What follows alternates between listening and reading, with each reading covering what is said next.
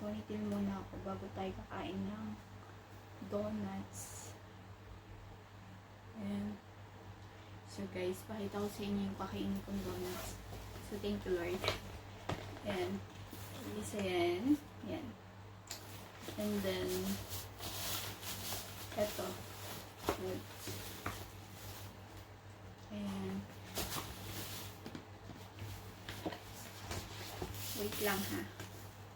Guys, ang donuts ko. So yummers.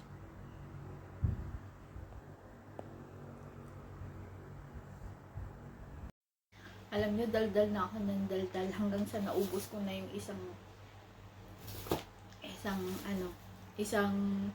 donut. Hindi pala naka-on. So, anyway guys, sinain ko yung cake.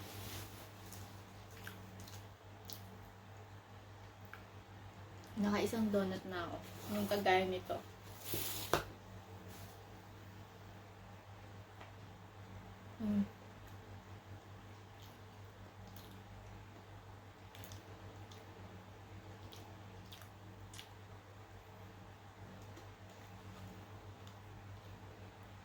Oh.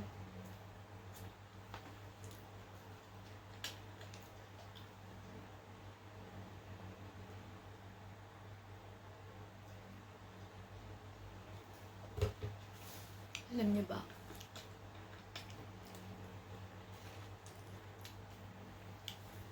Galing Malaysia pa to. Tapos binigay sa akin. Ang bait ni Lord. Kasi hindi niya ako pinapabayaan sa pagkain. Ang dami kong pagkain lagi.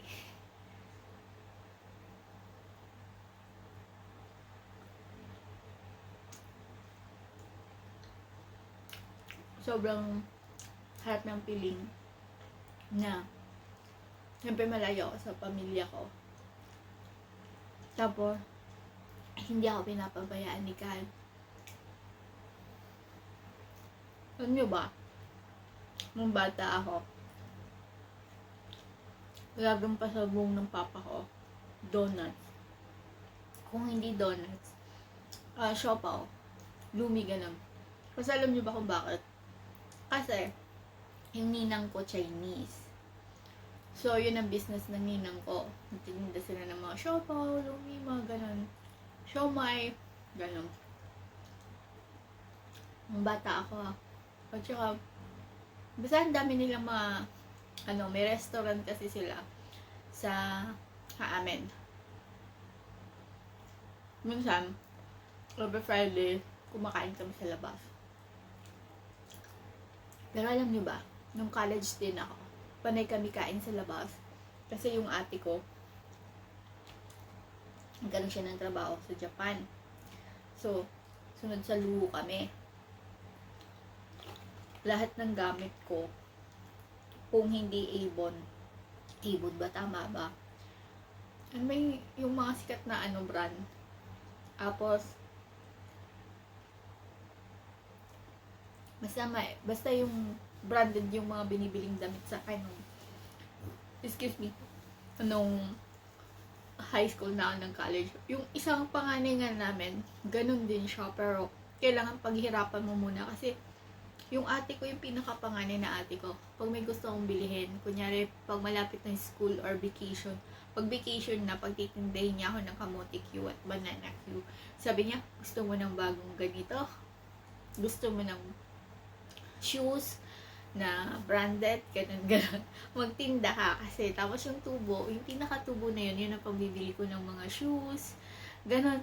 Nagkaroon ako ng mga sapatos na transparent na sapatos na galing sa USA, ganun. Ganun yung mga nabibili ko noon. Pinaghihirapan ko talaga yung gamit na gusto ko.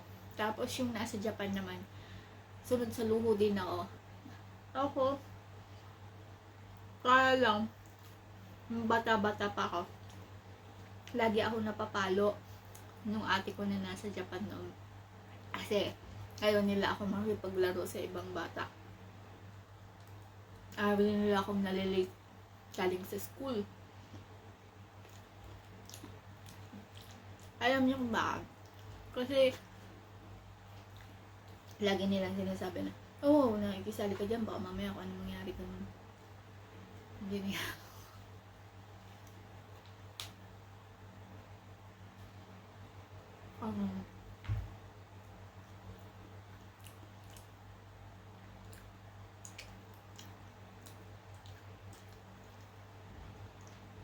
Sarap.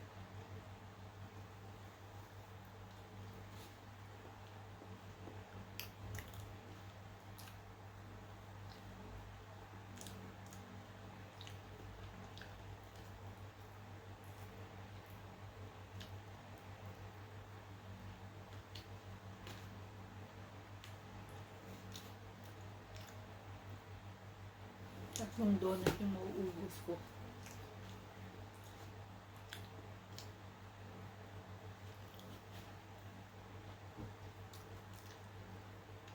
Sarap. Yung papa ko single dad. Yung papa ko single dad, pero proud ako na naging tatay ko siya kasi pito kami magkakapatid. Pito kami magkakapatid. Na-handle niya kami kahit single dad siya. So, I feel so blessed kahit hindi kami magkasano. Nung bata ako, papas girl ako, yung mami ko nagpapadala lang din ng pera sa papa ko noon. Nahati sila sa obligation, pero mas maraming naibibigay ang papa ko kaysa sa mami ko. Ayun. Tapos, kasi syempre siya yung nag-aasikasa sa amin eh. Luckily, yung papa ko is malaking sahod. Malaki yung kinikita niya. Hindi sa nagyayabang ako. Kasi yung tatay ko, electrician. So, isang oras niya ang binabayad sa 1 hour na binabayad sa papa ko minsan is $30. Malaki yun. Ngayon ko lang na-realize kasi naalala ko nung bata ako at bibigyan kami ng baon ng papa ko stipler pa. And then, ang baon ko noon, $20. Ay, 20 pesos. 20 pesos yung baon ko noon. Basta iwanan niya kami ng for 1 week. Sa isang linggo, may 100 pesos na ako noon. So, tagka 20 yung baon ko. Pag walang-wala talaga is mga 10 or 5 pesos lang. Pero, kasi, yung papa ko, pag malaki yung kita, galante siya, generous yung tatay ko. Ayun, ngayon lang kami nag-away nung papa ko kasi dahil siguro nga hindi rin ako nakapag-asawa ng tama, ganun. Pero pas na yun eh. Andito na ako. Hindi kami nag-uusap nung papa ko kasi ako yung laging nasusunod ba. Ang tanda-tanda ko na, lagi pa rin nila akong ginaguide. Parang wala akong freedom. Hindi ko magawa yung gusto ko. Lagi silang nakikialam. Ganon.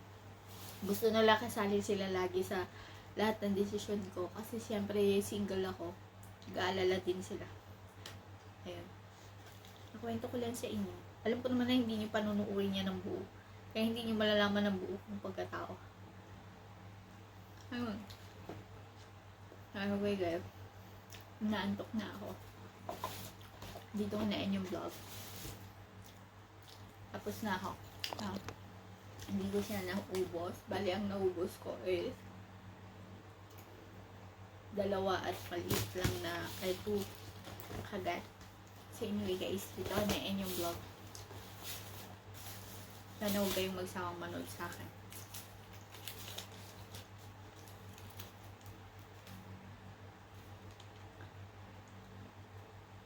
Sobrang mura talaga sa Malaysia.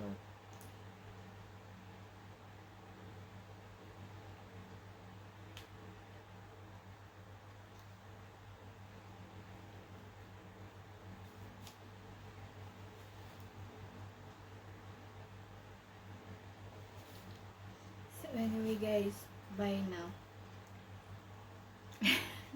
Nantok ako, nakita ko lang tong yung binili. Bye and God bless.